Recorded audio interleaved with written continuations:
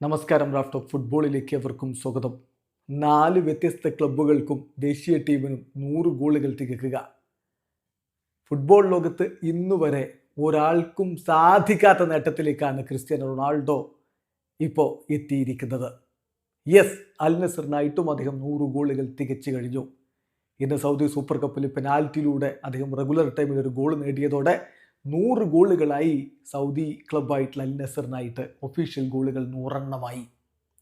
ഇതോടുകൂടി നോക്കുക, Real മാഡ്രിഡിൽ, യുവൻഡസിൽ, Manchester യുണൈറ്റഡിൽ, അൽ നസറിൽ ഇവിടെയൊക്കെ അദ്ദേഹം 100 ഗോളുകൾ തികച്ചിരിക്കുന്നു.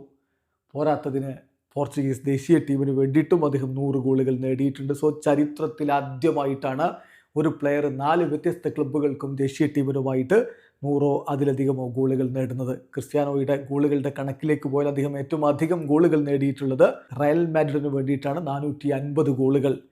മാഞ്ചസ്റ്റർ യുണൈറ്റഡിനായിട്ട് 145 ഗോളുകൾ നേടിയപ്പോൾ പോർച്ചുഗലിന് വേണ്ടി 138 ഗോളുകൾ നേടിയിട്ടുണ്ട്.